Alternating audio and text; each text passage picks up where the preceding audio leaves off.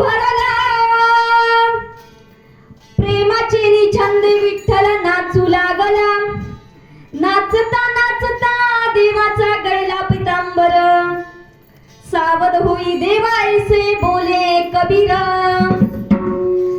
साधू या संतांनी देवाला धरिला मनगटी साधू या संतांनी देवाला धरिला मनगटी काय झाले म्हणून दचकले जगजेठी ऐसा कीर्तन महिमा सर्व माझी वरिष्ठ जडमुड भाविका सोपी केली पायवाट नामयाची जणी लोळे संतांच्या पायी कीर्तन प्रेम रस खंड देई गे विठाई नामदेव कीर्तन करी पुढे नाचे पांडुरंग जनी म्हणे बोला ज्ञानदेवा भंग विठ्ठल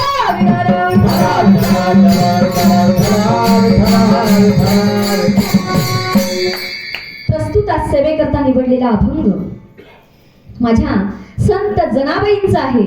अभंग 7 चरणांचा आहे आणि कीर्तन परंपरेचं महत्व सांगणारा असा अभंग आजच्या सेवेसाठी निवडलेला आहे. विठ्ठल विठ्ठल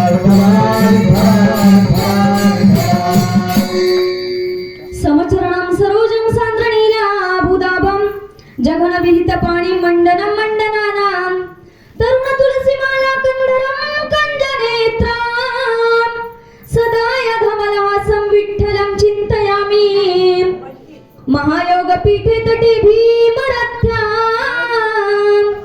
वरं पुंडरीकाय दातो मुनीन्द्रे समागत्यं तिष्ठं तमानन्दं कन्दं परब्रह्मलिङ्गं भजे पाण्डुरङ्गं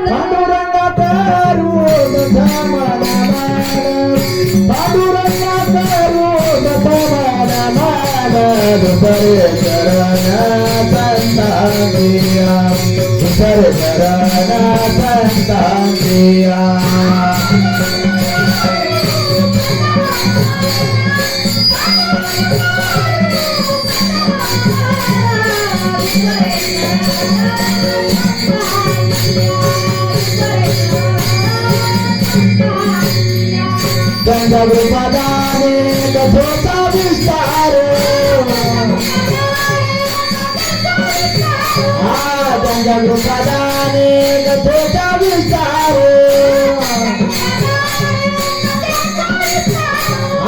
पंचगृपदाने कथोचा विस्तार पंचगृपदाने कथोचा विस्तार बाबा गुरुदास तुगा बाबा गुरुदास तुगा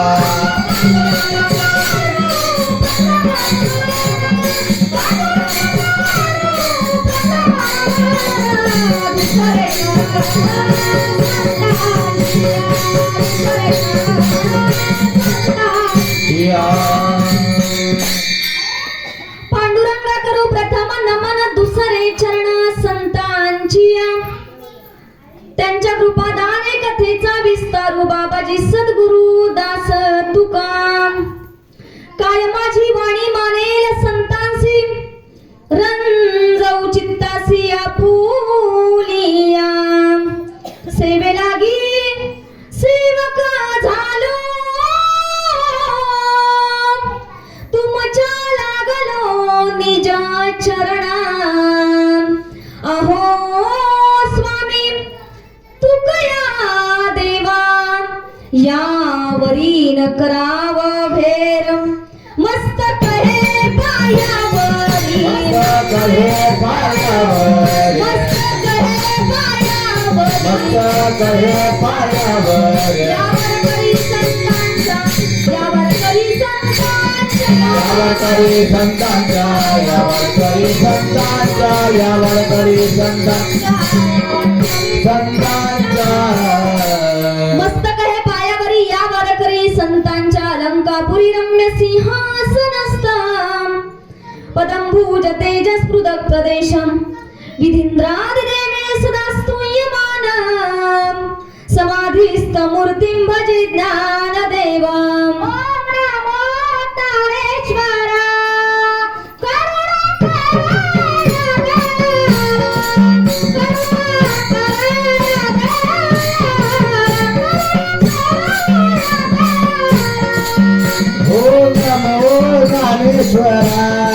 करुणा करा या दयाला, करुणा करा या दयाला, करुणा करा या दयाला.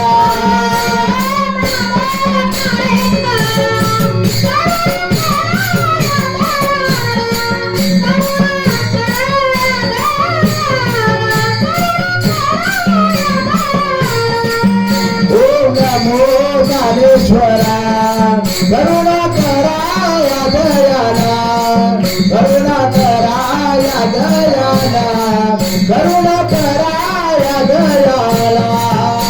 तुमचा अनुग्रह लाभलो, पावन झालो चराचरी. तुमचा अनुग्रह लाभलो, पावन झालो चराचरी.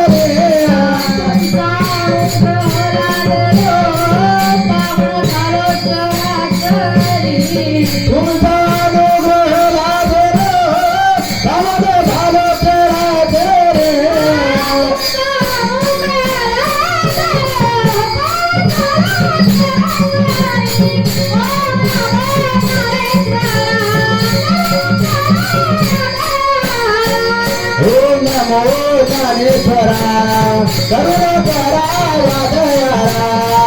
ओम नमो ज्ञानेश्वरा, करुणा करा या दयाला. ओम नमो ज्ञानेश्वरा, करुणा करा दयाळा. तुमचा अनुग्रह लाभलो, पावन झालो चराचरी. नमिला गणपती माऊली शारदा आता गुरुराया दंडवत. रामरायच्या सेवका शरण आलो म्हणे तुका. वाचे म्हणता गंगा गंगा, वाचे म्हणता गंगा गंगा, वाचे म्हणता गंगा गंगा. सकळ पापे जाती भंगा, सकळ पापे जाती भंगा.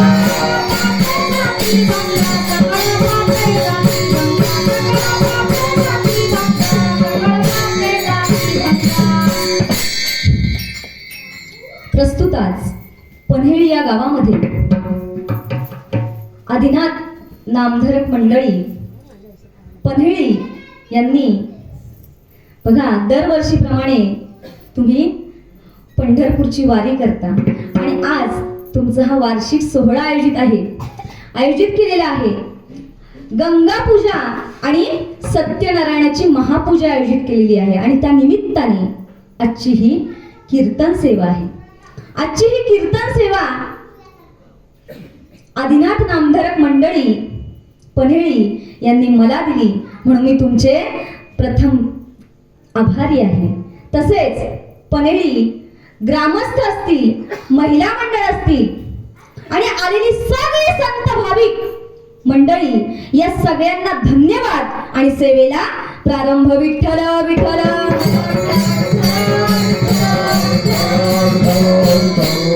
सेवेकरता निवडलेला अभंग. एकच टाळी झाली चंद्रभागे वाळवंटी, माझा ज्ञानराज गोपाळांसी धाया वाटी.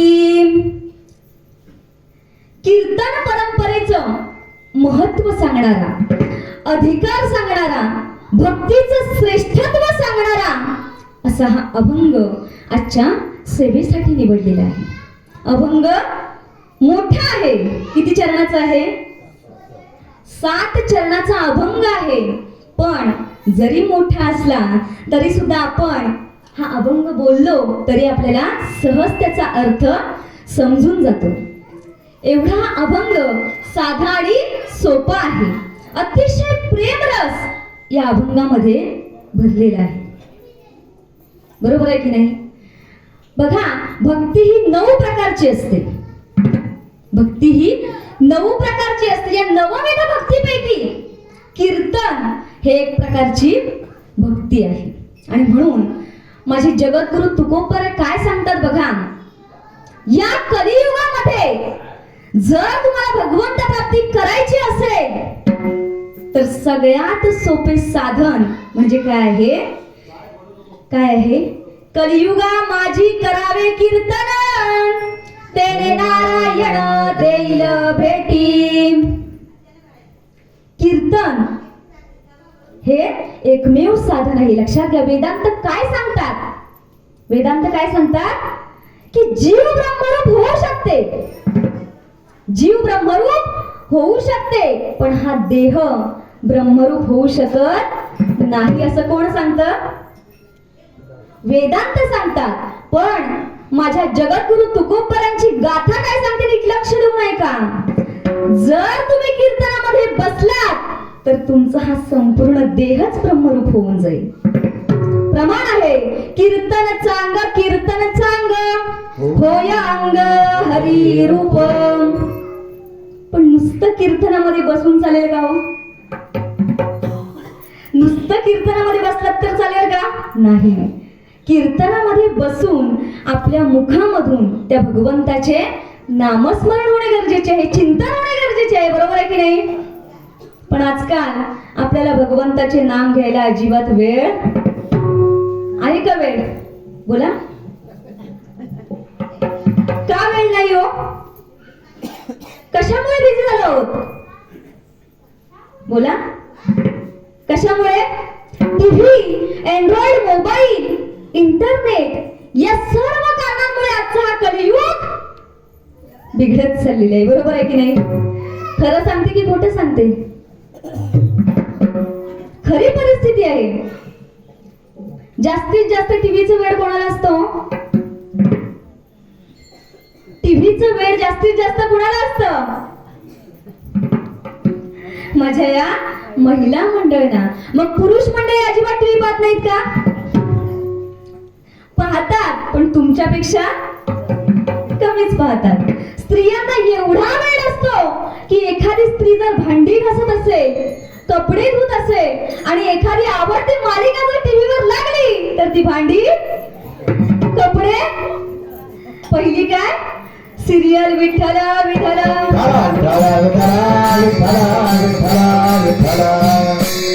एखाद्या लहान मुलाच्या हातामध्ये जर आपण अँड्रॉइड मोबाईल दिला तर तो कशी बोटं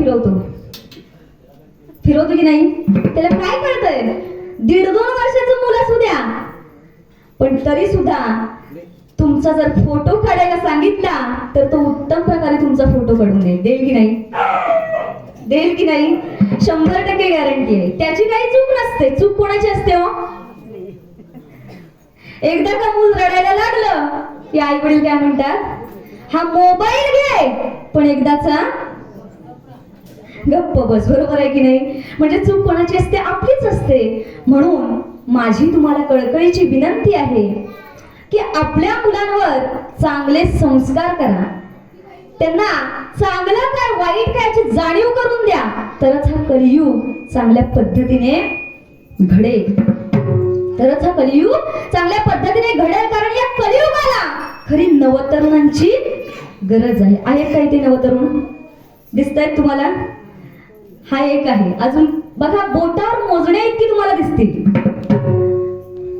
दिसतायत तुम्हाला जास्त तरुण मंडळी? मग त्यांच्यावर चांगल्या संस्कारांची गरज आहे.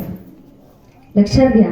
कारण जर आपल्या पोटी सात्विक मुलं जन्माला आली तर ती आपल्या आई वडिलांच्या हिताचा विचार करतात, आणि जी मुलं आपल्या आई वडिलांच्या हिताचा विचार करतात त्यांच्याच आई वडिलांना धन्यता प्राप्त झाल्याशिवाय राहत. माझ्या तुकोबरांचं गोड प्रमाण आहे. आपुलिया हिता जो असे जागता, धन्य माता पिता दयांची. धन्यता कोणाला प्राप्त होते? आई वडिलांना. म्हणून तरी आपल्या पोटी सात्विक मुलं जन्माला आलीच पाहिजे. पण खरोखरच जर तुम्हाला वाटत असेल की आपल्या पोटी सात्विक मुलं जन्माला यावीत तर एकच गोष्ट करा. एकच करा. राम कृष्ण हरी मंत्र येऊ द्या तुमच्या ओठाला. राम कृष्ण हरी मंत्र येऊ द्या तुमच्या ओठाला. ज्ञानेश्वरी सारखे ग्रंथ लागू द्या तुमच्या बोटाला. नक्कीच माझ्या नाडोबारायांसारखे, तुकोबारायांसारखे, छत्रपती शिवाजी महाराजांसारखे पुत्र येतील तुमच्या पोटाला. विठ्ठल विठ्ठल.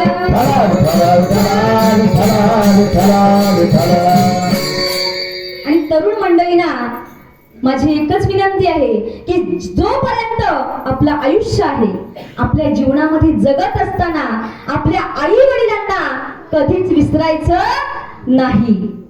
कारण बाप नावाची गादी आणि आई नावाची उशी एकदा का आपल्या आयुष्यातून हरवली की आपल्याला सुखाची झोप कधीच लागू शकत नाही. म्हणून लक्षात ठेवायचं, जगापुढे आई वडिलांची मान झुकू नये असं मुलीने वागावं. जगापुढे आई वडिलांची मान झुकू नये असं मुलीने वागावं आणि जगामध्ये कोणासमोर आई वडिलांना हात पसरायला लागू नये असं मुलाने कमवून ठेवावं. म्हणून पुत्र असावा तर कसा असावा? पुत्र देई ऐसा गुंडा ज्याचा तिही लोकी झेंडा. आणि कन्या असावी तर कशी असावी? ऐसी कन्या जाई देई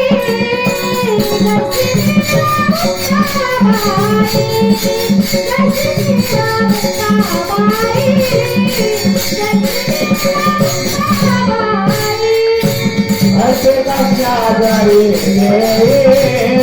जैसे मेरा मुक्ताबाई, जैसे मेरा मुक्ताबाई, जैसे मेरा मुक्ताबाई.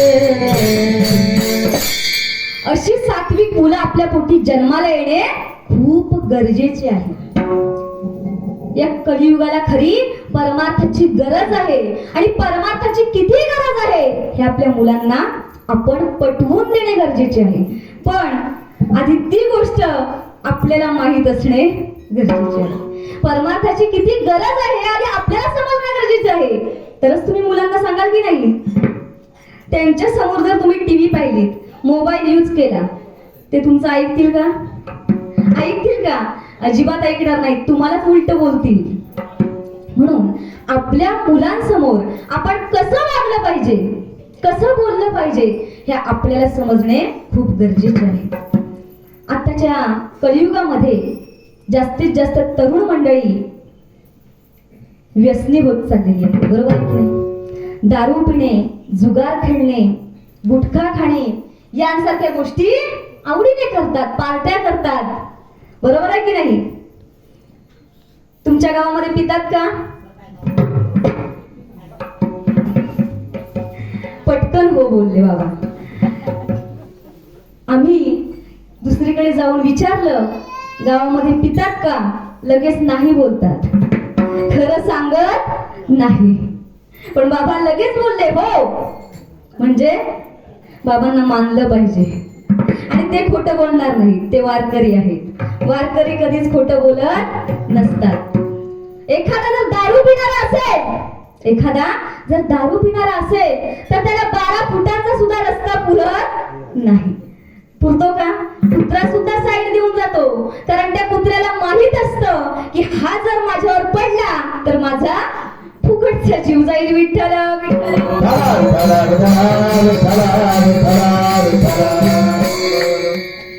बघा, आयुष्यामध्ये अशा गोष्टी न करता आपण कोणत्या आयुष्यामध्ये गोष्टी केल्या पाहिजेत ज्या परमार्थाला पोषक आहेत? अन्नदान, तीर्थयात्रा अशा गोष्टी आपण आवडीने केल्या पाहिजेत. पण त्या आपल्याला जमत नाही. लक्षात घ्या, का जमत नाहीत? अहो, त्या भगवंताने आपल्याला हा जो मनुष्य जन्म दिलेला कशासाठी दिलेला आहे? कशासाठी हो? त्याचे चिंतन करण्यासाठी. किती भगवंताचे उपकार आहेत आपल्यावर. पण तरी सुद्धा एखाद्याला जर आपण सांगितलं भगवंताचे नाम घे, तर तो काय म्हणतो? त्याने मला काय फायदा होईल? अहो, त्या देवाने आपल्याला सर्व काही न मागता दिलेलं आहे. काय काय दिलं आहे? दिले इंद्रिय, हात पाय कान, मुख बोलाया वचन, तेनेसी गोरसी नारायण, नासे जीवपण भव रोगाईचा. सर्व काही दिलेलं आहे. कशासाठी हो? त्याची चिंतन करण्यासाठी. तरी सुद्धा मनुष्य काय म्हणतो? त्याने मला काय फायदा होईल? मी भगवंताचं नाम घेईन, पण त्याने मला काय फायदा होईल? एवढा मनुष्य स्वार्थी आहे. आणि मनुष्यासारखा स्वार्थी प्राणी तुम्हाला कुठेच सापडणार. मनुष्य एवढा कोणी स्वार्थी आहे का? अजिबात नाही. बघा, एका राजकीय उमेदवाराच्या सभेमध्ये खूप गर्दी होती आणि त्या सभेमध्ये एक दाढीवाला बसलेला होता. अशी भली मोठी दाढी होती आणि त्या दाढीवाल्याच्या शेजारी कोण होता? एक बिडी ओढणारा बसला होता. कोण? बिडी ओढणारा. आता तो बिडी ओढणारा असल्यामुळे त्याच्या खिशामध्ये कोण काय असणार हो? माचीस आणि बिडी.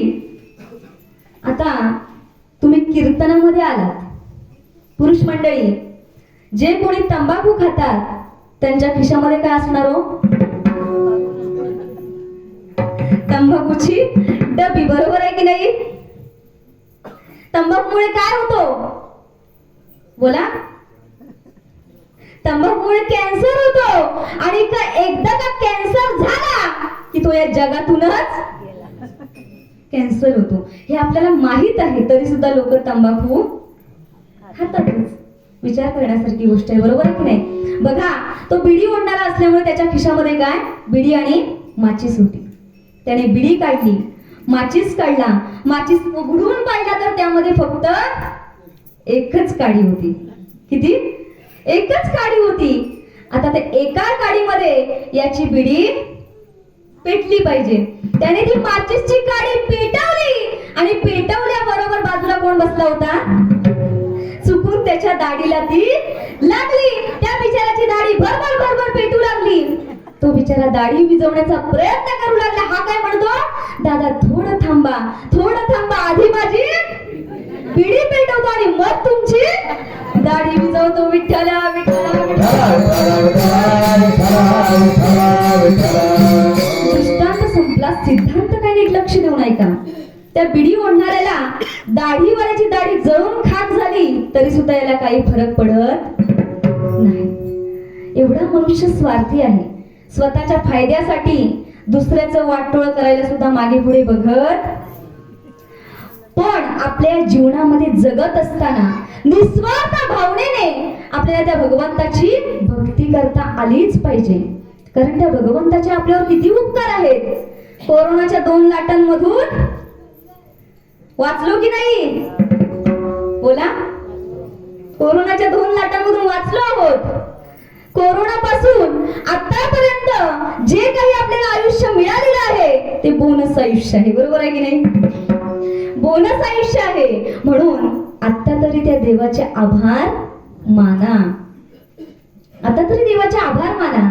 बघा, एक मनुष्य आपल्या मित्राला सांगत होता की अरे, या कानांच्या छिद्रांना ऐकू येत असताना देवाने ही फरदडे का बरं लांबवली? ही काय आहे? काय आहे ते?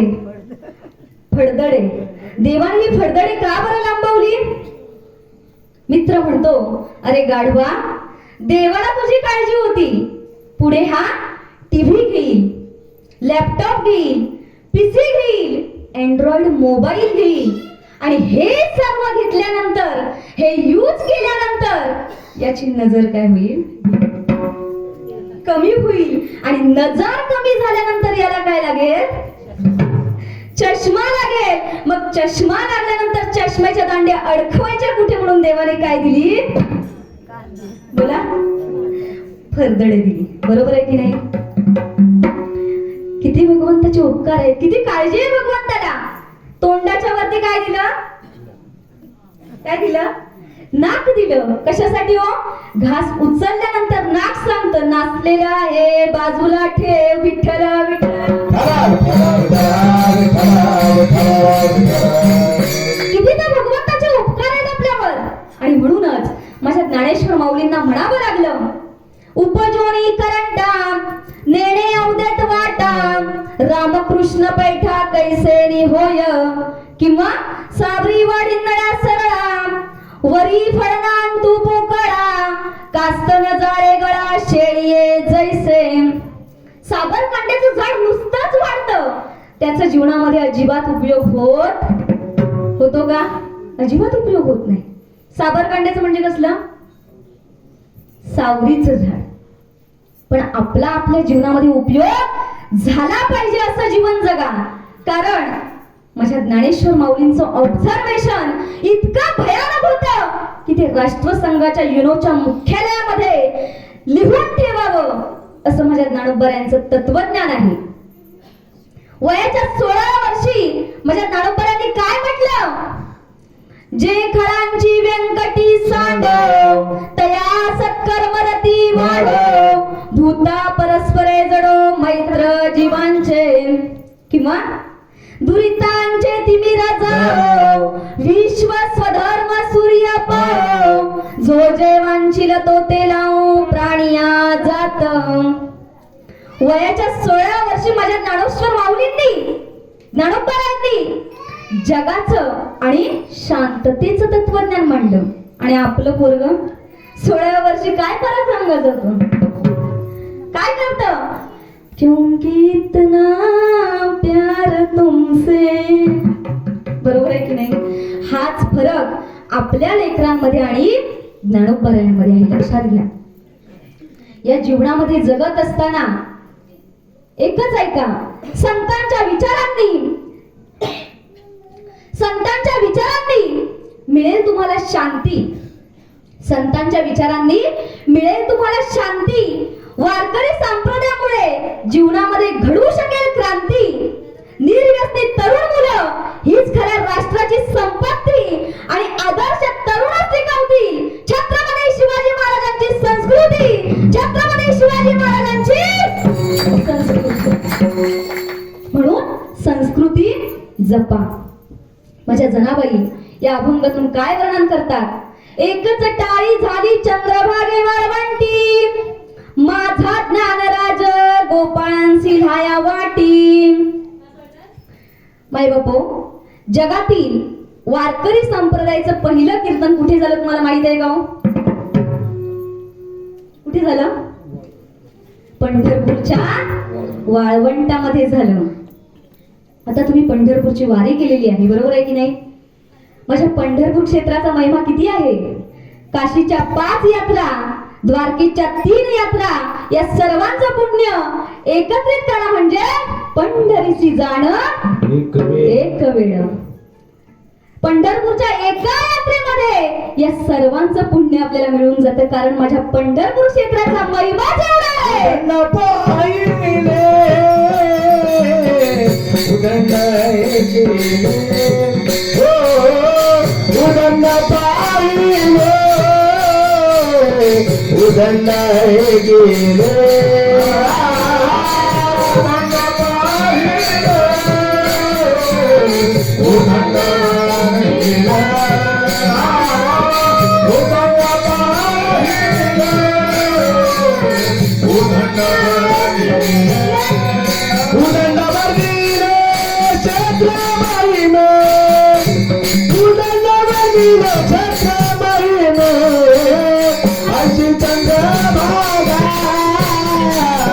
ऐसा भीमा तेरा हो ऐसी चंद्रभागा,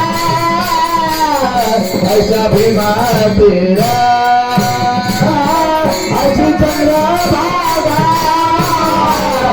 ऐसा भीमा तेरा हो ऐसी चंद्रभागा, ऐसा भीमा तेरा, ऐसा भीमा तेरा, ऐसा भीमा तेरा. उदंड पाहिले, उदंड ऐकिले, उदंड वर्णिले क्षेत्र महिने. एवढा माझ्या पंढरपूर क्षेत्राचा महिमा आहे. आणि अशा पंढरपूरच्या वाळवंटामध्ये जगातील वारकरी संप्रदायाचं पहिलं कीर्तन झालं, लक्षात घ्या. आणि ज्या वेळेस वाळवंटामध्ये पहिलं कीर्तन झालं त्यावेळेस माझ्या महाराष्ट्रामधून अनेक कानाकोपऱ्यातून अनेक संत मंडळी, निवृत्तीनाथ, ज्ञानदेव, सोपान, मुक्ताबाई, जनाबाई, नामदेवराय, एकनाथ महाराज, कुर्मदास, अनेक संत मंडळी. आणि एवढंच नाही, उत्तर प्रदेशाचे साधू कोण? उत्तर प्रदेशाचे साधू कोण? कबीर महाराज. कोण? कबीर महाराज देखील त्या ठिकाणी उपस्थित होते. आणि एवढी सगळी साधू संत मंडळी वाळवंटामध्ये एकत्र आल्यानंतर, जमा झाल्यानंतर सगळ्यांच्या भेटी गाठी झाल्या. होती संतांची या भेटी, काय सांगू सुखाच्या गोष्टी. असा हा आनंदाचा सोहळा, हा प्रसंग कोणी पाहिला? माझ्या संत जनाबाईंनी पाहिला. आणि म्हणून जनाबाई काय वर्णन करतात की अनेक वारकरी, अनेक संत मंडळी पंढरपूरच्या वाळवंटामध्ये एकत्र आले आणि त्यांची टाळी एक झाली. आणि या सगळ्यांचे केंद्रबिंदू जर कोणी असतील तर ते माझे माऊली ज्ञानोबा होते अभंगाच्या प्रथम चरणात. एक जटाली झाली चंद्र भाग्य वाढवंती, एक जटाली झाली चंद्र भाग्य वाढवंती, एक जटाली झाली चंद्र भाग्य वाढवंती, एक जटाली झाली चंद्र भाग्य वाढवंती, एक जटाली झाली चंद्र भाग्य वाढवंती, एक जटाली झाली चंद्र भाग्य वाढवंती, एक जटाली झाली चंद्र भाग्य वाढवंती, एक जटाली झाली चंद्र भाग्य वाढवंती. माझा ज्ञान राजा गोपाळा शिराया वाटे, माझा ज्ञान राजा गोपाळा शिराया वाटे, माझा ज्ञान राजा गोपाळा शिराया वाटे, माझा ज्ञान राजा गोपाळा शिराया वाटे. नाचो कीर्तनकरी पुढे नाचो पांडुरंग, नाचो कीर्तनकरी पुढे देव नाचो पांडुरंग, नाचो कीर्तनकरी पुढे देव नाचो पांडुरंग, नाचो कीर्तनकरी पुढे देव नाचो पांडुरंग.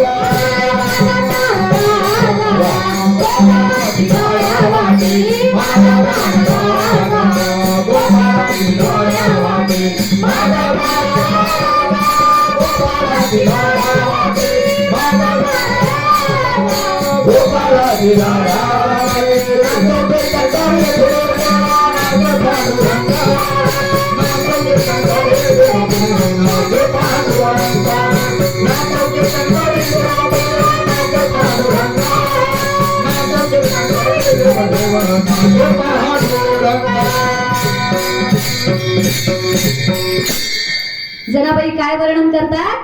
एकच टाळी झाली चंद्रभागे वाळवंटी. बघा, वाळवंटामध्ये माझे हजारो वारकरी, लाखो वारकरी वाळवंटामध्ये एकत्र आल्यानंतर त्यांची टाळी एक कशी होईल? हा पण मोठा प्रश्न आहे की नाही? कोणाची इकडे वाजेल, कोणाची इकडे वाजेल, कोणाची वरती वाजेल, कोणाची खाली वाजेल, कोणी वाजवणारच नाही. मग अशा वारकऱ्यांची टाळी एकच कशी होईल? हा पण मोठा प्रश्न आहे की नाही? कधी कोणाला काय शंका निर्माण होईल सांगू शकत नाही. बघा, असंच एकदा आम्ही कीर्तन करण्यासाठी जात होतो. रस्त्यामध्ये एक दारुड्या भेटला आणि त्याने आम्हाला विचारलं, महाराज आज कुठे खेळ आहे? कीर्तनाला खेळ म्हणतो, याचा खेळ झाल्याशिवाय राहील हो? मी त्याला उलट सांगितलं, म्हटलं खेळच आहे पण तो कुठला खेळ आहे?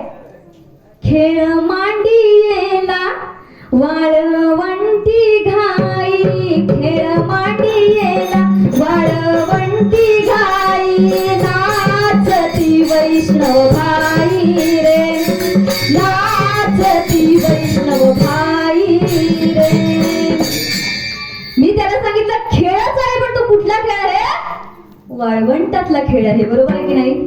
म्हणजे बघा, लोक काही बोलत सुटतात, काही विचारत सुटतात, कधी काय विचारते सांगू शकत नाही. बघा, असंच एकदा माझं कीर्तन झालं आणि कीर्तन झाल्यानंतर एक मुलगा माझ्या जवळ आला. मला म्हणतो, महाराज मी एक तुम्हाला प्रश्न विचारू का? मी एक तुम्हाला प्रश्न विचारू का? तुम्ही मोठ्या कीर्तनकार आहात, सगळं काही अनुभव आहे. म्हटलं मला एका प्रश्नाचं उत्तर द्या. म्हटलं विचार. त्या मुलाने काय विचारलं बघा. काय मोडल्यावर बारीक होते? काय काय मोडल्यावर बारीक होते? मी खूप विचार केला पण मला काही सांगता आलं. खूप विचार केला, मला काही सांगता आलं नाही. मी त्याला म्हटलं तूच सांग. तो म्हणतो, महाराज तुम्ही एवढ्या कीर्तनकार आहात आणि या साध्या प्रश्नाचं उत्तर तुम्हाला सांगता येत नाही. काय म्हणायचं तुम्हाला? अहो बिडी ओढल्यावर काय होते? बिडी ओढल्यावर काय होते? बारीक होते. बघा, अशी जर मुलं असतील तर या कलियुगाचं काय होईल तुम्हीच विचार करा. बरोबर आहे की नाही? असंच एकदा कीर्तनामध्ये मी सांगितलं, पेराल तसंच उगवतं. खरं आहे की खोटं आहे हो? खरं आहे ना. कीर्तन संपल्यानंतर तो एक मुलगा माझ्याजवळ आला. तो म्हणतो, महाराज तुम्ही असं कसं म्हणता पेराल तसंच उगवतं? मग मला सांगा, शेंगदाणे पेरल्यानंतर टरफळे काय येतात? काय? शेंगदाणे पेरल्यानंतर टरफळे काय येतात? डायरेक्ट शेंगदाणेच आले पाहिजेत. मी त्याला सांगितलं, मी असं कोणालाही फुकट उत्तर सांगत, त्यासाठी तुला मला काहीतरी द्यावं लागेल. तो म्हणतो, काय द्यावं लागेल? मी त्याला सांगितलं, मला चहा प्यायला घरी घेऊन जा. तो म्हणतो, एवढंच ना, चला घरी. मी घरी गेले आणि त्याने मस्तपैकी कपामध्ये चहा आणला. मी त्याला सांगितलं, नुसता चहा आण. तो म्हणतो, महाराज मी नुसताच आणलाय, नाश्ता वगैरे काही आणलेला नाही. मी त्याला सांगितलं, मला कपात नको, नुसता चहा आण. तो म्हणतो, महाराज तुमचं डोकं जाग्यावर आहे ना? तुम्हाला काही वेळ लागलाय नाही ना? कपाशिवाय चहा कसा पिता येईल? मग मी त्याला सांगितलं, टरफळ्याशिवाय शेंगदाणा कसा निर्माण होईल? बरोबर आहे की नाही? शंका असावी पण ती चांगली असावी. अभंगात सुद्धा शंका आहे. एकच टाळी झाली चंद्रभागे वाळवंटी. काय शंका आहे? एवढे सगळे लाखो वारकरी वाळवंटामध्ये एकत्र आल्यानंतर त्यांची टाळी एक कशी होईल? त्याचे दोन अर्थ आहेत बघा. मला सांगा, जे वारकरी वाळवंटामध्ये एकत्र आले होते, एकाच धर्माचे होते का हो? एकाच जातीचे होते का? एकाच कुळाचे होते का? अजिबात नाही. वेगवेगळ्या जातीचे, वेगवेगळ्या धर्माचे, वेगवेगळ्या कुळाचे म्हणजे संत मंडळी त्या वाळवंटामध्ये वारकरी म्हणून, माऊली म्हणून एक झाले. याला काय म्हणायचं? एकच टाळी झाली. याला काय म्हणायचं? एकच टाळी झाली. आणि दुसरा अर्थ म्हणजे ऐका, एका हाताने टाळी वाजते का? किती हाताने वाजते? दोन्ही हातांची गरज असते. एक हात म्हणजे देव आणि दुसरा हात म्हणजे संत. देव आणि संत एक झाले. याला काय म्हणायचं? एकच टाळी झाली. पण कुठे झाली? कुठे झाली? चंद्रभागे वाळवंटी. आणि पुढे काय घडलं? माझा ज्ञानराज गोपाळांसी लाह्या वाटी. लाह्या वाटल्या. मग त्या ठिकाणी काल्याचं कीर्तन होतं का? लाह्या वाटल्या मग त्या ठिकाणी काल्याचं कीर्तन होतं का? अजिबात नाही. 700 वर्षांपूर्वीची परंपरा होती. वाळवंटामध्ये कीर्तन झाल्यानंतर जी संत मंडळी पाया पडायला यायची त्यांना कीर्तनकार प्रसाद म्हणून काय द्यायचा? लाह्या द्यायचा. ती परंपरा आता राहिलेली नाही. फक्त काल्याच्या कीर्तनाला आपण काय करतो? लाह्या वाटतो. बरोबर आहे की नाही? मग माझा ज्ञानराज गोपाळांसी लाह्या वाटी. त्यावेळी गोपाळ होते का? हा पण मोठा प्रश्न आहे. बरोबर आहे की नाही? त्यावेळी गोपाळ होते का? कोण होते? कोण होते? माझे वारकरी होते. मग नीट ऐका, राम अवतारातले वानर हे कृष्ण अवतारामध्ये बोला गोपाळ झाले आणि कृष्ण अवतारातले गोपाळ हे माझ्या पांडुरंगाच्या अवतारामध्ये कोण झाले? वारकरी झाले. मग तुम्ही वारकरी म्हटलं काय किंवा गोपाळ म्हटलं काय? दोन्ही एकच आहेत. लक्षात घ्या. मग जनाबाई काय वर्णन करतात? माझा ज्ञानराज गोपाळांसी लाह्या वाटी. ज्ञानोबरांना माझं म्हटलं कोणी? कोणी? जनाबाईंनी. नुसतं जनाबाईंनीच नाही, सगळ्या संतांनी सुद्धा माझ्या ज्ञानोबरांना माझं म्हटलं. महाविष्णूचा अवतार सखा माझा ज्ञानेश्वर. नाथ महाराज सुद्धा वर्णन करतात, कृपाळू उदार माझा ज्ञानेश्वर, तया नमस्कार वारंवार. बरोबर आहे की नाही? कैवल्याचा पुतळा प्रगटला भूतळा, चैतन्याचा जिवाळा ज्ञानोबा माझा. सगळ्या संतांनी माझ्या ज्ञानोबरांना माझं म्हटलं, पण आपण या संसाराला माझं माझं माझं म्हणतो. बरोबर आहे की नाही? आणि सगळं काही व्यर्थ जात. बरोबर आहे ना? धन दार पुत्र जन्म. पण जनाबाई काय म्हणतात, माझा ज्ञान राजगोपाळांची ढाया वाटी. त्या ठिकाणी वाळवंटामध्ये ढाया वाटल्या, प्रसाद वाटला आणि मग सगळी साधू संत मंडळी वाळवंटामध्ये बसली. बसल्यानंतर आता कीर्तन कोण करणार हा प्रश्न पडला. कारण एवढी उच्च दर्जाची साधू संत मंडळी त्या ठिकाणी एकत्र आली होती. अशा मंडळीमध्ये कीर्तन कोण करणार असा मोठा प्रश्न पडला. आणि मग काय केलं, मीटिंग घेतली आणि मीटिंग मध्ये प्रस्ताव मांडला. कोणाकडे प्रस्ताव कोणाकडे मांडला? माझ्या माऊली ज्ञानोबरांकडे प्रस्ताव मांडला. म्हटलं कीर्तन कोण करणार असं विचारल्याबरोबर माझ्या ज्ञानोबरांनी बोट कोणाकडे दाखवलं? अभंगाचा दुसरा चरण. नामदेव कीर्तन करी पुढे देव नाचे पांडुरंगा. नामदेव कीर्तन करी पुढे देव नाचे पांडुरंगा.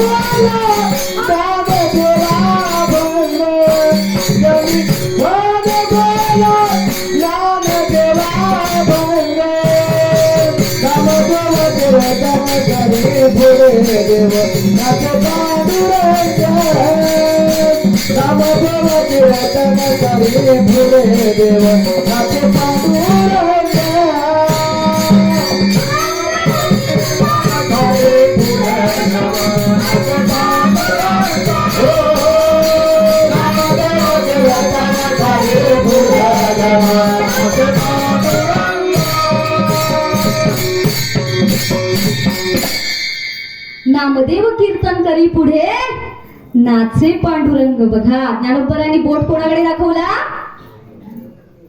माझ्या नामदेवरायांकडे बोट दाखवला. सगळ्या संतांनी माझ्या ज्ञानोबरांना माझं म्हटलं, ज्ञानोबरांचं वर्णन केलं, पण माझ्या ज्ञानोबरांनी कोणाकडे बोट दाखवलं? कोणाचं वर्णन केलं? पंढरीरायाचा तो प्रेम भंडारी. म्हणजे कोण? माझे नामदेवराय. काय अधिकार असेल माझ्या नामदेवरायांचा? बघा नामदेवरायांच्या वाणीमध्ये एवढी ताकद होती. एके दिवशी नामदेवराय कीर्तन करण्यासाठी मंदिरामध्ये गेले आणि मंदिरामध्ये गेल्यानंतर भटजीबुवांनी नामदेवाला सांगितलं, तुला इथे कीर्तन करता येणार? नकार दिला.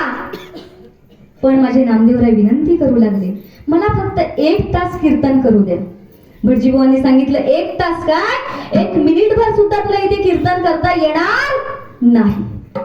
पण माझे नामदेवराय ऐकायला तयार नव्हते. शेवटी भटजीबुवांनी धक्के मारून बाहेर काढलं. कोणाला? नामदेवरायांना. तरी सुद्धा माझ्या नामदेवरायांनी हार मानली नाही. काय केलं? अहो मंदिराच्या पाठीमागे गेले आणि कीर्तन चालू केलं. मंदिराच्या पाठीमागे जाऊन कीर्तन चालू केलं आणि काय सांगू तुम्हाला, त्यांच्या कीर्तनामध्ये 33 कोटी देवांनी हजेरी लावली. आणि एवढी परिस्थिती असताना कीर्तन संपल्यानंतर माझे नामदेवराय रडू लागले, डोळ्यातून अश्रू वाहू लागले. देवाने विचारलं, नामदेवा काय झालं, तू रडतोयस का? नामदेवरायांनी सांगितलं, देवा तुम्ही सगळेजण माझ्या कीर्तनामध्ये आलात, मला फार आनंद झालेला आहे. पण माझ्या नागनाथ कीर्तनामध्ये का आले नाहीत असं म्हटल्याबरोबर काय घडलं? फिराविले देऊळ जगा माझी ख्याती, नामदेवा हाती दूध प्याला. बघा किती ताकद असेल वाणीमध्ये. मंदिराच्या पाठीमागे कीर्तन चालू केलं पण देऊळ सुद्धा फिरलं. एवढी ताकद कशामध्ये होती? वाणीमध्ये होती. सगळे संत झाले पण सगळ्या संतांना आधी कोण भेटले? गुरु भेटले आणि मग कोण भेटला? देव भेटला. पण माझ्या नामदेवरायांना आधी देव भेटला आणि मग गुरु भेटले. काय अधिकार असेल नामदेवरायांचा? अवघ्या 6 वर्षाचा असताना देवाला खीर खायला लावली. आपण सुद्धा देवाला नैवेद्य दाखवतो. त्या नैवेद्याला संकल्प देईपर्यंत ते नैवेद्य कोणाचं असतं? कोणाचं? देवाचं. आणि एकदा का संकल्प दिला कोणाचं होतं? पण माझ्या नामदेवरायांच्या हाताने प्रत्यक्ष विश्वाचा मालक जेवण करू लागला. हा नाम्याची खीर चाखतो चोखोबाची गुरे राखितो, पुरंदराचा हा परमात्मा वारी दामाजीचा कानडा राजा पंढरीचा, कानडा राजा पंढरीचा, कानडा राजा पंढरीचा. राजा पंढरीचा, राजा पंढरीचा, राजा पंढरीचा. एवढा अधिकार माझ्या नामदेवरायांचा होता. आणि म्हणून ज्ञानोबरायांनी बोट कोणाकडे दाखवलेलं होतं? नामदेवरायांकडे दाखवलं होतं. कारण वारकरी संप्रदायाचे आद्य कीर्तनकार म्हणून कोण ओळखले जातात? माझे नामदेवराय. आणि जगातील पहिले कीर्तनकार कोण होते? नारद होते. म्हणून ही कोणाची गादी आहे? नारदांची गादी आहे. लक्षात घ्या. पण नारद ज्या वेळेस कीर्तन करायचे त्यावेळेस नारद फक्त एकटेच उभे असायचे, बाकीची सगळी मंडळी बसून असायची. पण माझे नामदेवराय कीर्तन करायचे त्यावेळेस नामदेवराय सुद्धा उभे, सगळे टाळकरी सुद्धा उभे आणि श्रोते सज्जन त्याचा लाभ घेत असायचे. आणि ही परंपरा, वारकरी संप्रदायाची परंपरा माझ्या नामदेवरायांपासून आजपर्यंत चालत आलेली आहे. म्हणून आद्य कीर्तनकार वारकरी संप्रदायाचे कोण आहेत? माझे नामदेवराय आहेत. लक्षात घ्या. आणि अशा नामदेवरायांकडे बोट दाखवल्यानंतर नामदेवराय कीर्तन करायला तयार झाले. वाळवंटामध्ये नामदेवरायांचं कीर्तन चालू झालं. आणि काय सांगू तुम्हाला, देवाला सुद्धा विटेवर उभं राहावे ना. देवाने उडी मारली विटेवरून आणि 5 महाद्वार ओलांडून देव कुठे आले? वाळवंटामध्ये कीर्तनामध्ये नाचण्यासाठी आले. विचार करा, किती महाद्वार ओलांडून? 5. कोणकोणते हो? नामदेव पायरीपासून देवापर्यंत 5 महाद्वार आहेत. कोणकोणते? नामदेव पायरीपाशी पहिला दरवाजा, नामदेव पायरीपाशी पहिला दरवाजा, त्यानंतर गणेश दरवाजा, त्यानंतर जय विजय उभे आहेत, त्यानंतर चांदीचा दरवाजा आणि त्यानंतर महापूजा करते वेळी मध्ये पडदा टाकतात. हे 5 महाद्वार ओलांडून देव नाचण्यासाठी कुठे आले? वाळवंटामध्ये कीर्तनामध्ये आले. पण आपल्याला लाजा वाटतात. हरिपाठ मध्ये, कीर्तनामध्ये नाचायला लाजा वाटतात. डीजे असू द्या, हळदीला काय असतो? बजाव डीजे म्हणतात की नाही? तिथे नाचायला सांगावं लागत नाही. पण देव प्रत्यक्ष नाचण्यासाठी कुठे आले? नामदेवरायांच्या कीर्तनामध्ये आले. नाचू कीर्तनाचे रंगी, ज्ञान दीप लावू जगी, लावू जगी. आणि देव नाचायला आल्यानंतर देवाने नाचायला सुरुवात केली आणि माझ्या ज्ञानोबरायांना समाधी लागली. ज्ञानोबराय ध्यानस्थ झाले. कीर्तनाला कोणता अभंग घेतलेला आहे हे सुद्धा माझे ज्ञानोबराय विसरून गेले. आता अशा ज्ञानोबरायांना सावध कोण करणार हा मोठा प्रश्न पडला. कारण ज्ञानोबांना सावध करणं ही साधी सुधी गोष्ट नव्हती. काय अधिकार होता माझ्या ज्ञानोबांचा? काय अधिकार होता हो? निर्बुद्ध असलेल्या रेड्यामुखी वेद बोलून दाखवले की नाही? 16व्या वयामध्ये 16 वर्षी जगाचं आणि शांततेचं तत्वज्ञान मांडलं. पसायदान, चांगदेव 65, अमृतानुभव एवढं मोठं विश्व अवघ्या कमी वयामध्ये माझ्या ज्ञानोबांनी निर्माण केलं. अशा योग्यतेची माऊली ज्ञानोबाराय होते. मग त्यांना सावध कोण करणार हा मोठा प्रश्न पडला. आणि सावध कोणी केलं हो? नामदेव कीर्तन करी पुढे नाचे पांडुरंग, जनी म्हणे भोला ज्ञानदेवा भंग. कोणी सावध केलं? जनाबाईंनी सावध केलं. म्हटलं ज्ञानोबाराय भानावर या, देव कीर्तनामध्ये नाचताहेत. सगळे श्रोते सज्जन थांबले. किती वेळ त्या देवाकडे पाहत राहणार? तुम्ही अभंग म्हणा. ज्ञानोबारायांना अभंग म्हणायला सांगितला. काय अधिकार असेल माझ्या जनाबाईंचा? केवढी भक्ती होती जनाबाईंची. नुसती नामदेवरायांच्या घरी धुणं भांडी घासण्याचं काम करणं एवढाच अधिकार होता का संत जनाबाईंचा? अजिबात नाही, अजिबात नाही. केर कचरा जनाबाईंनी काढावा आणि भरायला कोण येत होता? प्रत्यक्ष भगवान पांडुरंग परमात्मा येत होता. एवढा अधिकार माझ्या जनाबाईंचा होता. एवढंच नाही, सकाळी पहाटे उठून जात्यावर दळण दळायच्या. देवाला शिव्या घातल्या तरी सुद्धा देव दळायला सोबत यायचं. आणि आपण गंधगोळ्या उघडून बारीक केल्या तरी सुद्धा अजून देखील आपल्या स्वप्नात सुद्धा देव येत. विचार करण्यासारखी गोष्ट आहे, बरोबर आहे की नाही? कारण तेवढी भक्ती माझ्या संतांची होती. आणि म्हणून प्रत्यक्ष भगवान परमात्मा त्यांच्या सोबत राबत होता, कष्ट करत होता. मग देवाला पेमेंट भेटत होता का? पेमेंट भेटत होता का? आपल्या घरी जर एखाद्याला काम करायला बोलावलं, कोण येतो का हो? फुकट कोण येईल का? पहिला काय विचारेल? मोबदला किती मिळेल? बरोबर आहे की नाही? अहो, पण आजकालची परिस्थिती बदललेली आहे. काळ बदलत चाललेला आहे. आजकाल सगळ्याच मशीन आलेलं आहे. चपातीचं मशीन, भांडी धुण्याचं मशीन, कपडे धुण्याचं, काही दिवसांनी आंघोळीचं सुद्धा मशीन येईल. आंघोळीचं सुद्धा मशीन येईल. आणि आंघोळीचं मशीन आलं, एखादा पाहुणा घरामध्ये आला की त्याला टाकायचं मशीन मध्ये, बटन दाबलं आणि नेमकी लाईट. काय होईल हो?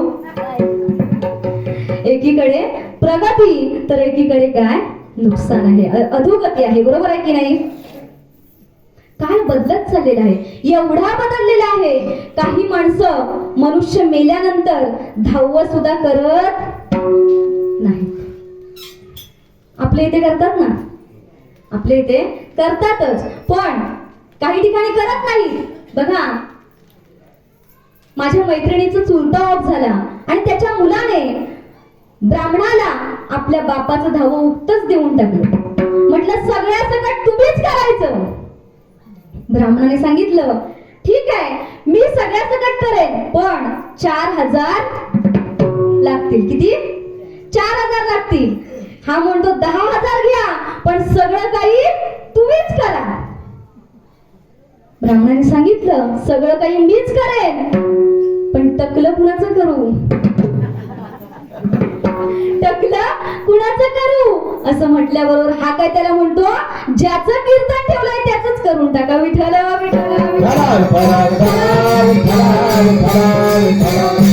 अहो, जगू द्या ना वारकऱ्यांना नीट. कारण आज वारकरी आहे म्हणून हा हिंदू धर्म टिकला आहे. कीर्तन का करायची? दत्त जयंती का करायची? काल काय होती? दत्त जयंती होती. देवाची काय असते? जयंती. साधूची पुण्यतिथी, रामाची नवमी, कृष्णाची अष्टमी. तुकोबारायांची बीज, माऊलींचा समाधी सोहळा, सावताबाबांची पुण्यतिथी, महादेवाची शिवरात्र, देवीची नवरात्र आणि तुमची आमची काय पित्र. कारण जगणं नीट नाही ना आपलं. विठ्ठला विठ्ठला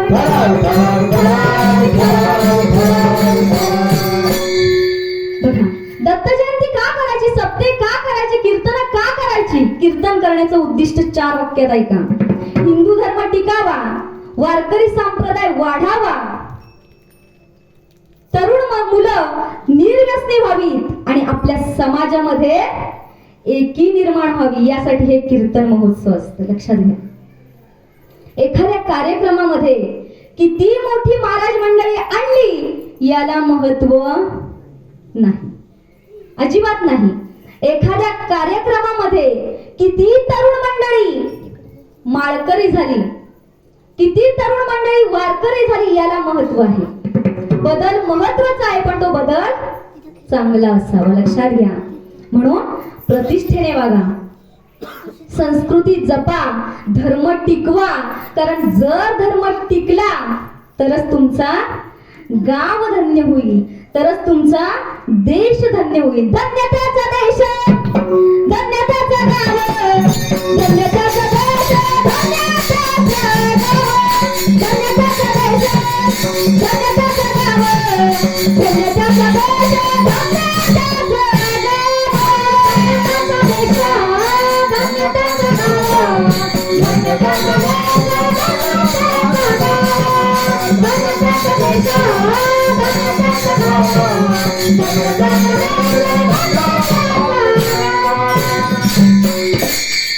धन्य त्याचा देश, धन्य त्याचा गाव, जेथ नांद देव पंढरीराव.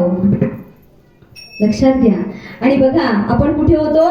जनाबाईंनी ज्ञानोबारायांना सावध केलं. म्हटलं, ज्ञानोबारा अभंग म्हणा. आणि माझ्या ज्ञानोबारायांनी अभंग म्हणायला सुरुवात केली.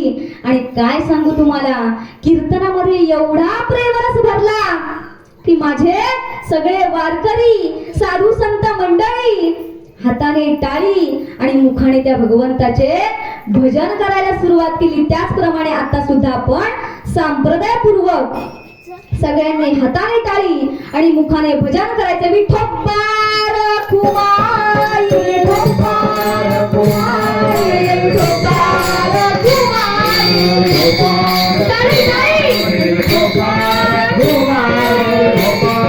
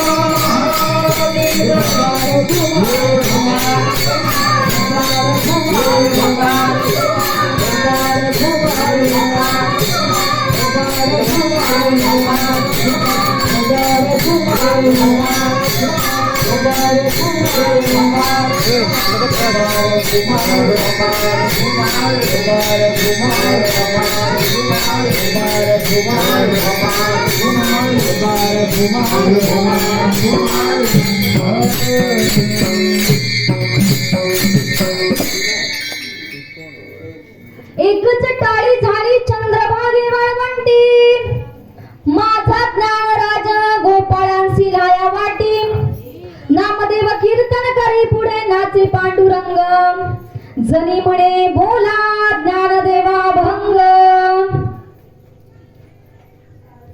ज्ञानोबरांनी अभंग म्हणायला सुरुवात केली आणि पुढे काय घडलं? अभंग बोलता रंग कीर्तनी भरला. अभंग बोलता रंग कीर्तनी भरला. अभंग बोलता रंग कीर्तनी भरला.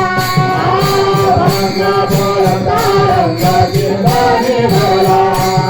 प्रेमाचे निसंग विठ्ठला तुला गेला. छंद विठ्ठला तुला गेला. प्रेमाचे निसंग विठ्ठला तुला गेला. छंद विठ्ठला तुला गेला. नामदेव कीर्तन करी पुढे देवनाचे पांडुरंग. नामदेव कीर्तन करी पुढे देवनाचे पांडुरंग. करी पुढे देवाचे पांडुरंग. करी पुढे देवाचे पांडुरंग. बघा, वाळवंटामध्ये 7 दिवसाचा सप्ताह सुरू झाला आणि दररोज कीर्तन चालू झाली. नामदेवराय नेहमीप्रमाणे बघा दररोज कीर्तन वाळवंटामध्ये करायचे आणि दररोज देव नाचायला कुठे यायचे? वाळवंटामध्ये कीर्तनामध्ये नाचायला यायचे. एक दिवस देव गायब, दुसऱ्या दिवशी देव गायब. रुक्मिणी मातेला चिंता वाटू लागली. म्हटलं रात्रीच्या वेळी देव जातात तरी कुठे आणि तेही मला न सांगता. बरोबर आहे की नाही? रात्रीच्या वेळी आपला नवरा कुठे गेला तर न सांगता आपला कसा जीव कासावीस होईल. रुक्मिणी मातेची सुद्धा तशीच अवस्था झाली. म्हटलं देव जातात तरी कुठे, काहीतरी गडबड आहे. मग कॉल केला कुणाला? नारदांना कॉल केला.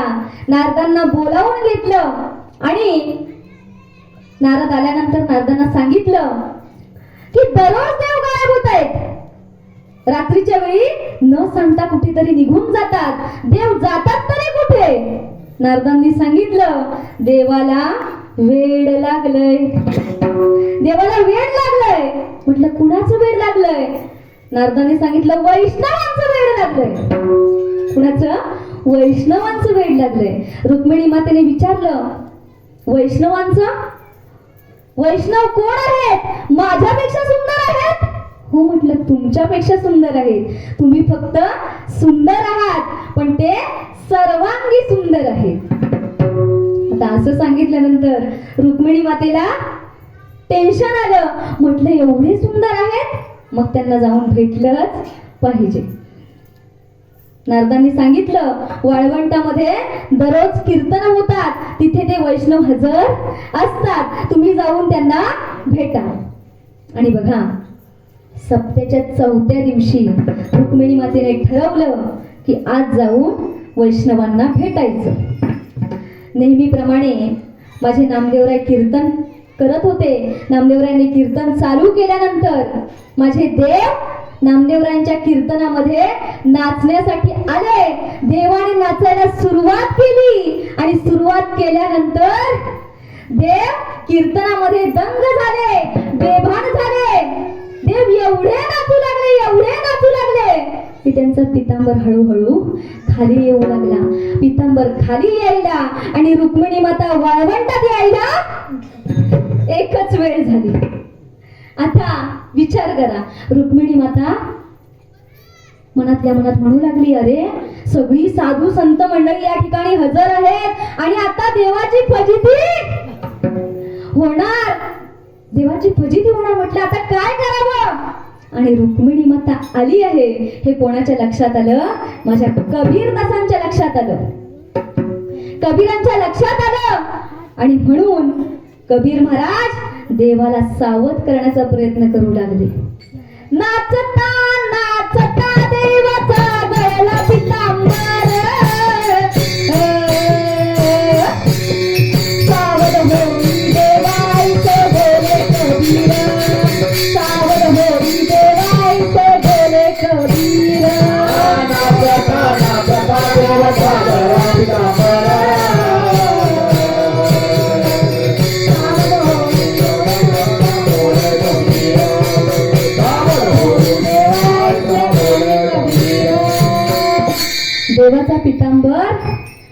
गळायला आला तेव्हा कबीरदासांनी सावध केलं, पण देव सावध झाले नाही. शेवटी माझे गोरोबा काका, सावता महाराज, सगळी संत मंडळी उठली आणि देवाच्या मनगटाला धरलं.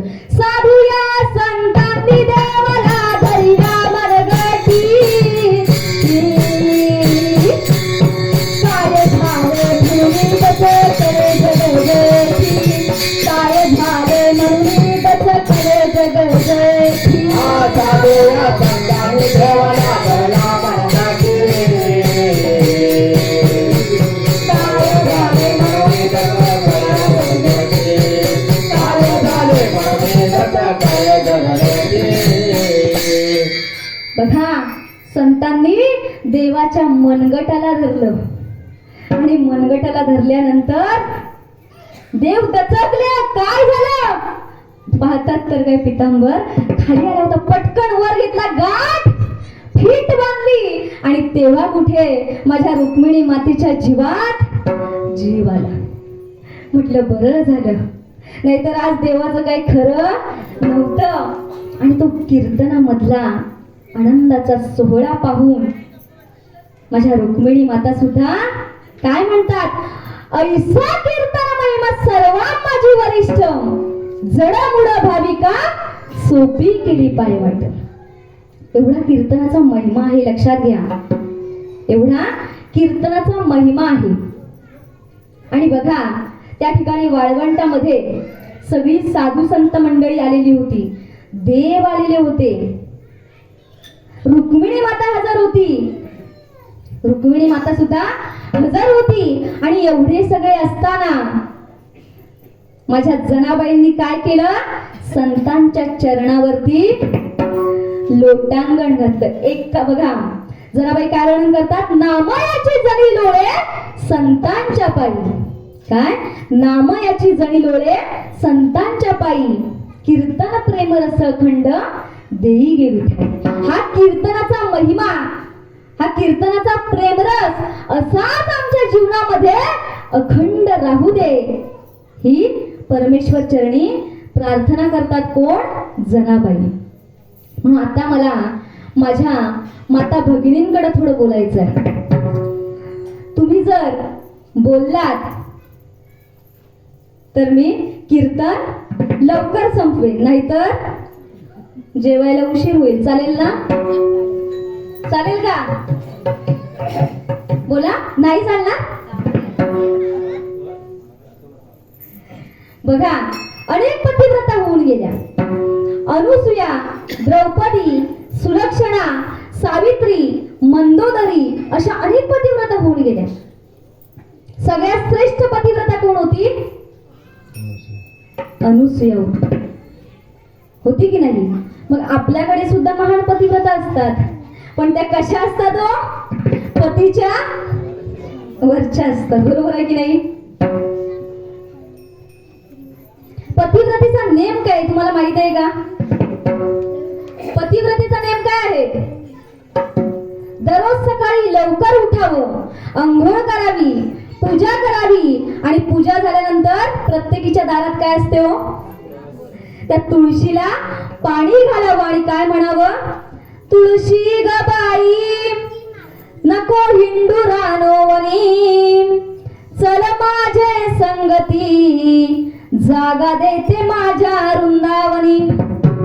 असं तुळशीला म्हणायचं, कारण तुळस ही अहिल्याबाईचं लेणं आहे आणि कुंकू हे सौभाग्याचं लेणं आहे. बरोबर आहे की नाही? मग आता मला सांगा, तुम्हाला कोणता देव आवडतो? किंबहुना तुम्ही कोणत्या देवाची पूजा करता?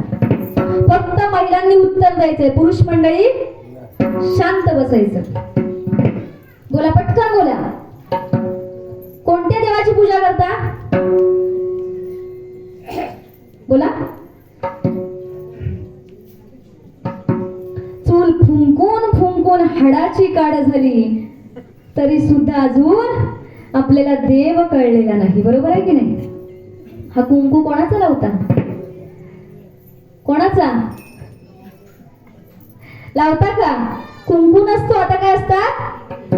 टिकल्या.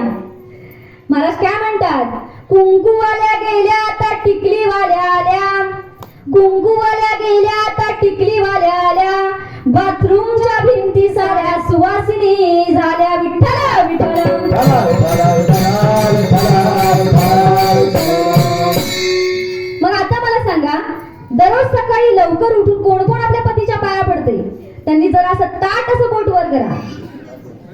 1 दिवस पडते आणि 10 दिवस पडत नाही असं नको करा. 2 आहेत, अजून 3 आहेत. तुम्ही का असं केलाय? ताट असं बोट वर करा. 3 आहेत, अजून. यांचे चेहरे कसे फुलले आहेत बघा तिकडे पाठीमागे, बघा जरा किती हसत आहेत. आता मी कीर्तन करून घरी जाणार आणि मग हे तुम्हाला उद्या सकाळी लवकर उठून पहाटे उठून काय म्हणणार? काय ग, रात्री महाराजांनी कीर्तनात काय सांगितलं? चल लवकर पाया पड म्हणणार की नाही? मग हे तुम्हाला असं म्हणण्या अगोदरच तुम्ही त्यांच्या पाया पडा. कारण गुणदोष याती न विचारिता काही आणि ठाव दिला पायी बोलिया. पती हाच खरा परमेश्वर आहे. म्हणून पहिली पतीची सेवा करा, पतीची पूजा करा, तरच तुम्हाला भगवंत प्राप्ती झाल्याशिवाय राहणार नाही. आता महिलांची बाजू मांडून झालेली आहे. आता आपण पुरुष मंडळीकडे वळूया. महिला मंडळ सपोर्ट करणार ना? आता तरी हो बोला, मला माझ्या गावाला परत जायचं आहे. बघा, पतीची पूजा करायची, सेवा करायची, पण पती कसा असावा? रामासारखा असावा, लक्ष्मणासारखा असावा. नाहीतर आपले लोक एकदा का संध्याकाळचे 7 वाजले की चालले कुठे? पाणी प्यायला.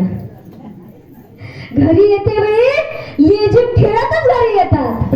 बरोबर आहे की नाही? मग मला सांगा, अशा पतीची आपण पूजा कशी करायची, सेवा कशी करायची? हा पण मोठा प्रश्न आहे की नाही? माई बापू वाईट वाटून घेऊ नका. या दारूमुळे कितीतरी कुटुंब उद्ध्वस्त होत चाललेले आहेत. खरं आहे की खोटं आहे? यामध्ये सुख आहे का? अजिबात सुख नाही. तुम्ही बसलेली मंडळी खूप चांगली आहात. बघा, एक जण असाच दारू पिऊन झोपलेला होता. त्याला भास होतो की मी निवडणूक जिंकलेलो आहे, मी निवडणूक जिंकलो आहे आणि दिल्लीमध्ये एका मंत्र्याच्या खुर्चीवर बसलो आहे. कुठे? कुठे? दिल्लीमध्ये. हा असतो कुठे? फाटक्या पोथ्यावर. विठ्ठल विठ्ठल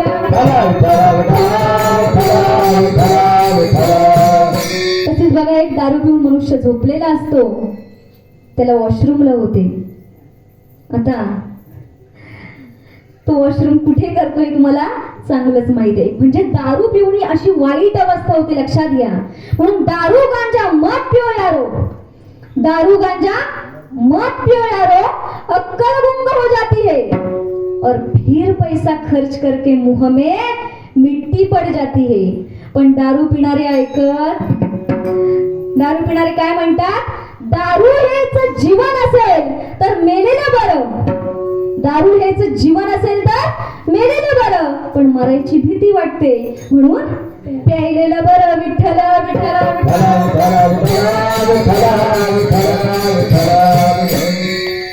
बघा, दारूमुळे ही वाईट अवस्था होते.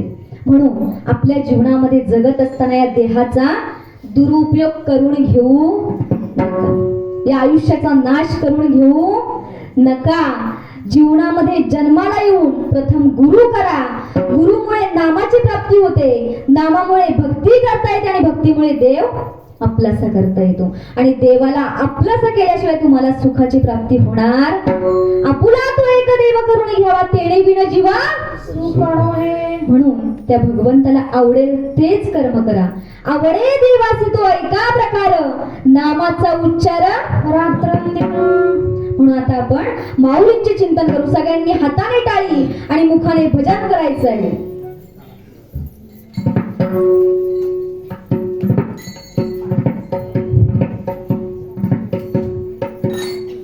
ज्ञानोबा माऊली तुकाराम, ज्ञानोबा माऊली तुकाराम, ज्ञानोबा माऊली तुकाराम, ज्ञानोबा माऊली तुकाराम, ज्ञानोबा माऊली तुकाराम, तुकाराम.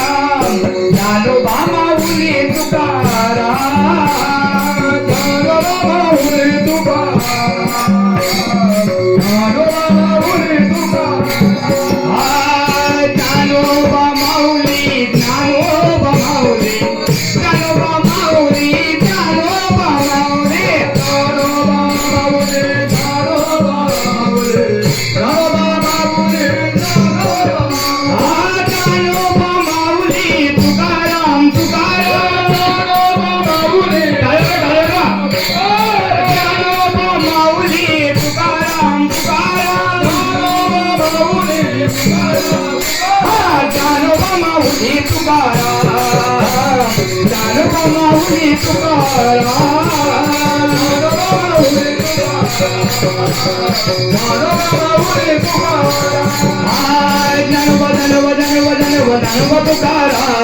ज्ञानोबा तुकाराम जय जय ज्ञानोबा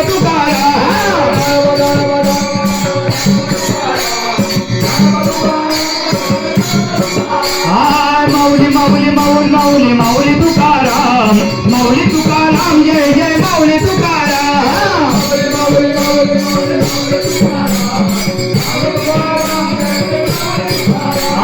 ज्ञानोबा माऊली तुकाराम माऊली तुकाराम ज्ञानोबा माऊली तुकाराम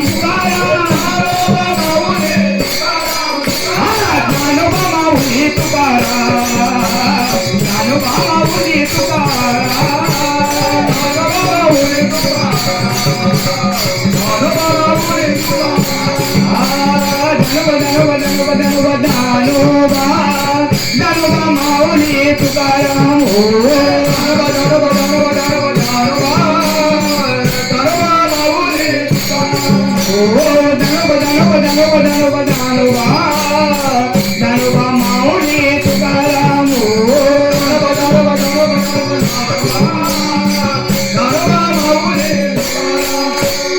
नंबा माऊली माऊली तुकाराम नंबा माऊली माऊली तुकाराम नंबा माऊली माऊली तुकाराम नंबा माऊली माऊली तुकाराम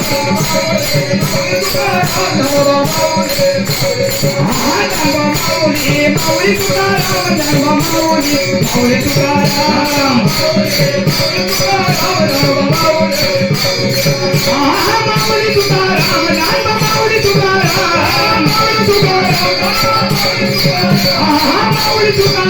नंबा माऊली तुकाराम माऊली माऊली माऊली माऊली माऊली तुकाराम नंबा माऊली तुकाराम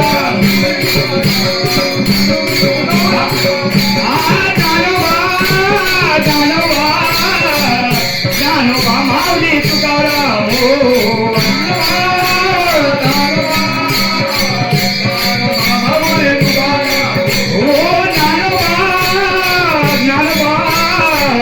ज्ञानोबा माऊली तुकाराम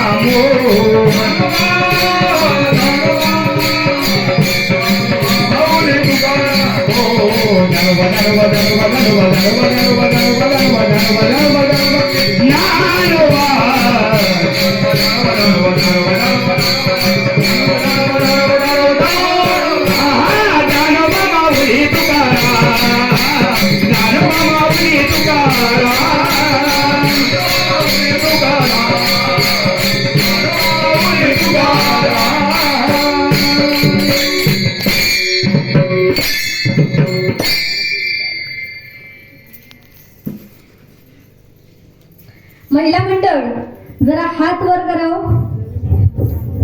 करा सगळ्यांनी हात वर. आता रात्रभर असेच ठेवा. माझ्या पाठीमागून भजन करायचे. मोठा आवाज आला पाहिजे. येईल ना? विठ्ठल माझा माझा माझा माझा माझा विठ्ठल माझा मी विठ्ठलाचा. बोला वा.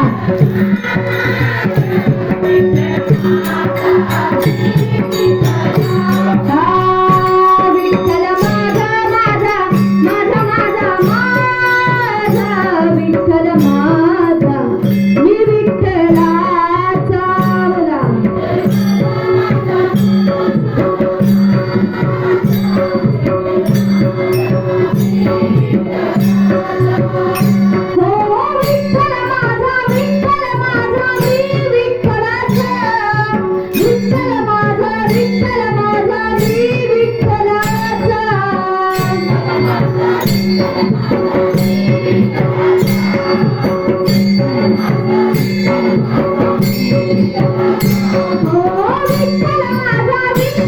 माझा मी विठ्ठलाचा, विठ्ठल माझा मी विठ्ठलाचा.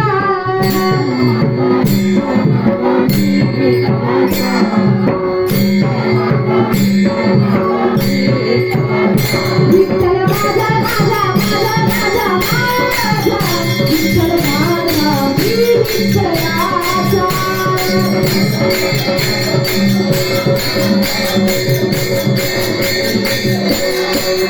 विठ्ठल माझा माझा माझा माझा माझा, विठ्ठल माझा मी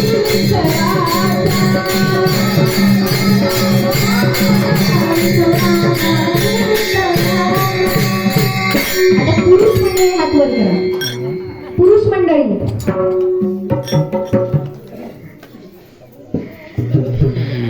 भजन करायचं आहे. राधे राधे बोलो राधे राधे, राधे राधे बोलो राधे राधे. पाठीमागची पुरुष मंडळी आवाज येऊ द्या. राधे राधे बोलो राधे राधे, राधे राधे बोलो राधे राधे.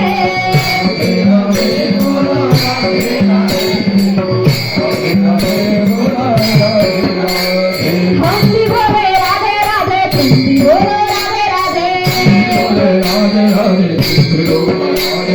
हम भी बोले राधे राधे, तुम भी बोलो राधे राधे. बोलो राधे राधे, बोलो राधे राधे, राधे राधे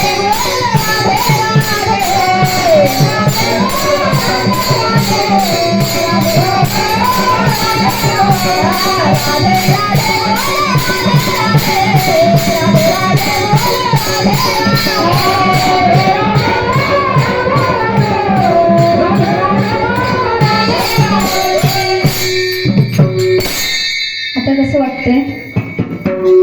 माझ्या अल्पबुद्धीप्रमाणे माझ्या मुखामधून काही जे वेडेवाकडे बोल गेले असतील, जे चांगले बोल असतील ते तुम्ही आत्मसात करा आणि जे वाईट बोल असतील ते माझी मला परत करा. आजची ही कीर्तन सेवा आदिनाथ नामकरण मंडळी पनेळी यांनी आजची कीर्तन सेवा मला दिली म्हणून मी पुन्हा एकदा तुमचे सगळ्यांचे आभारी आहे. तसेच पनेळी ग्रामस्थ असतील, महिला मंडळ या सगळ्यांचे मी मनापासून आभारी आणि आलेली सगळे संत भाविक या सगळ्यांना माझा धन्यवाद. तसेच आमचे टाळकरी आणि आपली सुद्धा काही मंडळी आहे या सगळ्यांनी आज कीर्तन सभेमध्ये टाळकरी म्हणून